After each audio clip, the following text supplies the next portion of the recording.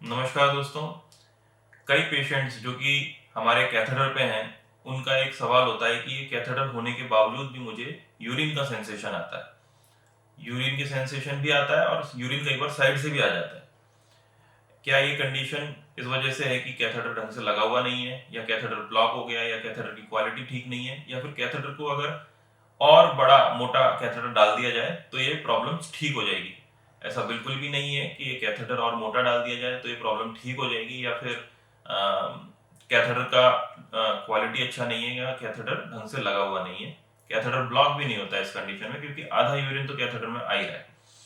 यह कंडीशन को समझने के लिए हमें सबसे पहले जानना जरूरी है कि कैथेटर शरीर के अंदर रुकता कैसे है बिना किसी टाके के, स्टिच के।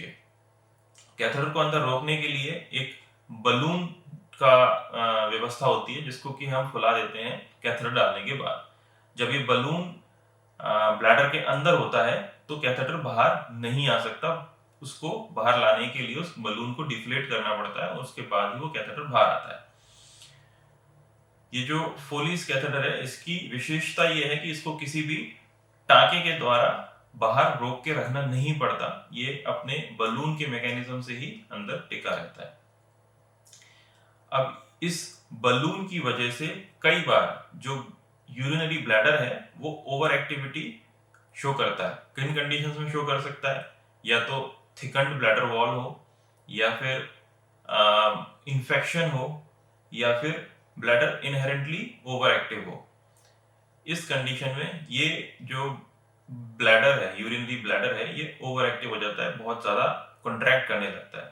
इस वजह से जो बलून के साइड में यूरिन होता है, जो कि कैथेटर के छेद से नहीं, बाहर के आसपास नहीं है, उसकी वजह से वो वहां से बाहर नहीं आ पाता, और बलून के जो साइड का यूरिन है उसको ओवर एक्टिविटी की वजह से साइड से निकल आता है वो कैथेटर के।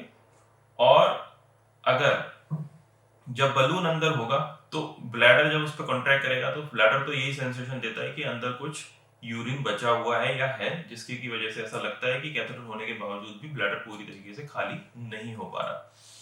तो दोस्तों, इस कंडीशन को ठीक करने के लिए हमें कुछ मेडिसिन लेने की जरूरत होती है, जैसे कि एंटीकोलिनर्जिक्स, और इन्फेक्शन को ट्रीट करने की जरूरत होती है, वाटर इनटेक ज्यादा लेने की जरूरत होती है।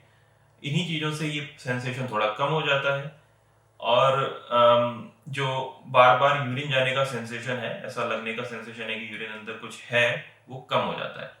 इस सिचुएशन में कैथेटर बार बार चेंज कराने की बिल्कुल भी जरूरत नहीं है, और ना ही कैथेटर मोटे ल्यूमन का डलवाने की जरूरत है। उससे उल्टा नुकसान ही होता है बार बार कैथेटर चेंज करने से। तो दोस्तों, मैं आशा करता हूँ इस वीडियो के द्वारा आपको कैथेटर को संभालने में और कैथेटर के बारे में समझने में कुछ बेनिफिट हुआ होगा। और अगर आपको ये वीडियो अच्छा लगता है तो आप इसे प्लीज लाइक, सब्सक्राइब और शेयर जरूर कर दें, जिससे कि आप और आपके परिजन इसको समझ के या दोस्त समझ के इस प्रॉब्लम से अच्छे से फेस कर सकें। धन्यवाद।